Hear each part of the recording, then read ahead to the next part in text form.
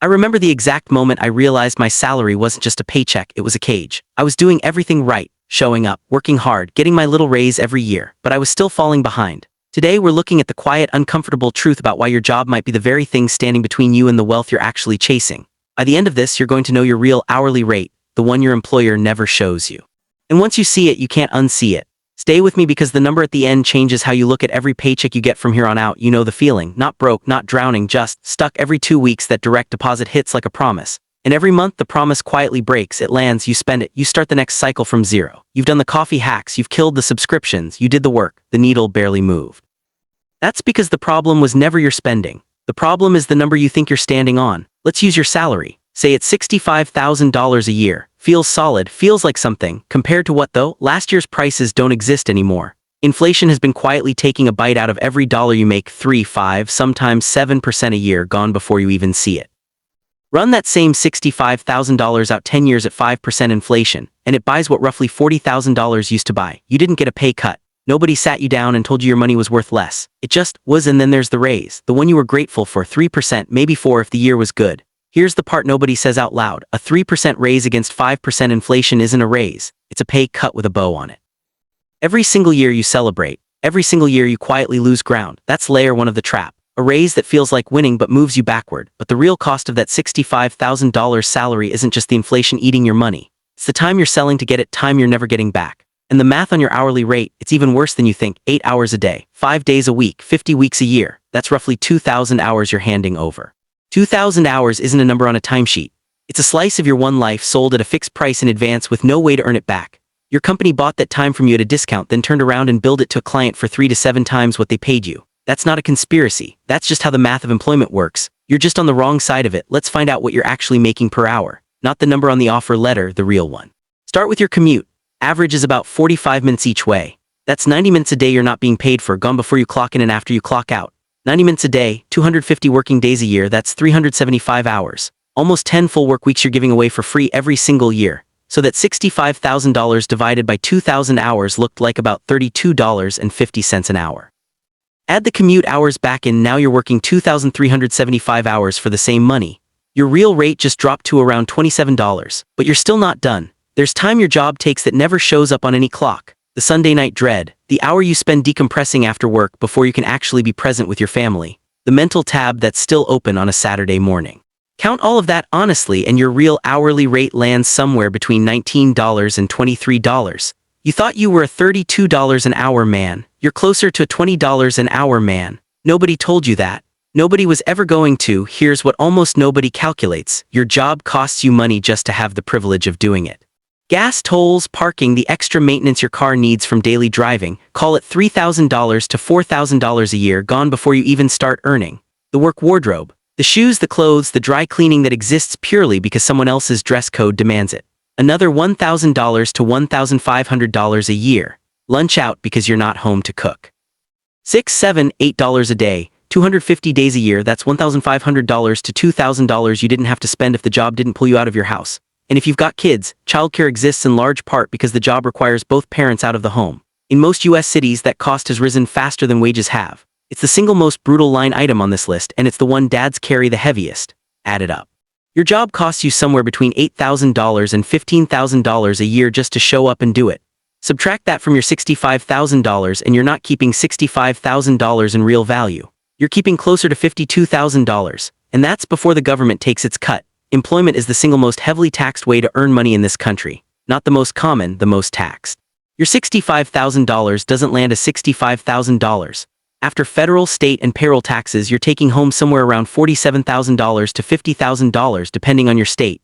Here's the part that should actually make you angry. A business owner is taxed on profit, revenue minus expenses. You are taxed on gross, every single dollar you touch before you spend a cent of it on rent, food, or your kids. Money you earn from a job gets hit at your highest rate. Money that sits in an investment long enough gets taxed at a fraction of that. The tax code wasn't written with you in mind. It was written with owners in mind. That was never an accident. Nobody explained that to you at graduation. They handed you a diploma and pointed you toward a desk. So let's put it all together honestly for the first time. $65,000 salary, minus real inflation erosion. Minus the hidden cost of just showing up, commute, clothes, food, childcare, minus taxes on every gross dollar you earn. What's left is closer to $30,000 to $34,000 in real usable value. You thought you earned $65,000. You actually lived on about half of it. That gap isn't a story about you being bad with money. That gap is structural. It was built that way before you ever took the job. There's one more number, and it's not in any spreadsheet. What the stress of this life is quietly costing you. Chronically stressed workers spend 12 to 18% more on things that don't matter. The takeout because cooking feels impossible after a 10-hour day. The I earned this purchase on a Saturday. The impulse buy that's really just relief with a price tag. That's $3,000 to $5,000 a year, easily in stress spending alone. Now add what stress does to your body. Back pain, bad sleep, anxiety you don't name out loud because men your age were taught not to, high blood pressure. All of it costs money, medication, doctor visits, missed time, missed presence with the people who need you calm. Your job isn't just underpaying you, in a very real, measurable way, it's making you sick, and sickness is expensive. Here's the number that actually matters, and it's not your salary. It's your net worth. Most men on a salary watch their net worth crawl or stay flat across their entire working life. You earn, you spend, you save a small leftover. That leftover sits in a savings account earning 2% while inflation runs at 5%. You're losing ground standing still, and it feels like nothing's happening because nothing dramatic is, it's just slow erosion. The wealthy don't build their net worth from a paycheck. They build it from assets, things that make money while they sleep.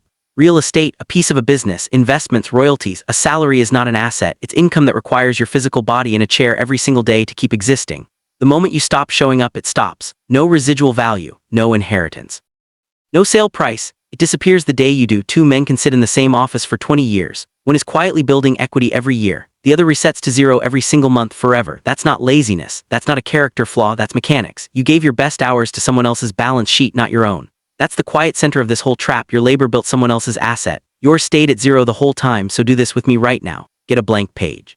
Write down everything you own. Car, savings, whatever's in the 401k. Furniture if you're being generous. Now the other column. Student loans, car loan, credit cards, whatever's still owed. Subtract one from the other. For a lot of men your age, that number is negative. Not because you're irresponsible. Because you were never shown the real math, the real hourly rate, the real hidden cost, the real tax bite until right now. Stop blaming yourself for being bad at saving. You were never bad at saving. You were playing a game with a scoreboard you couldn't see. Before you decide anything, you need two honest numbers. What staying costs you and what changing costs you.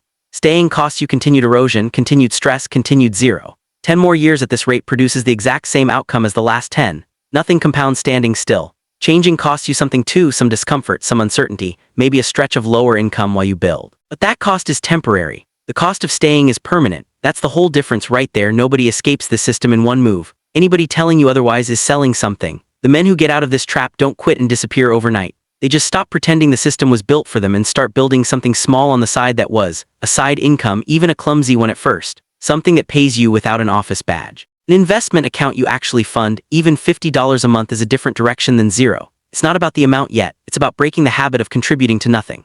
A skill you already have sold outside your job, writing, repair work, design, coaching, consulting, and whatever you already know cold. It doesn't need to replace your income on day one. It needs to exist. They didn't fix it in a year. They made it a little less broken every year.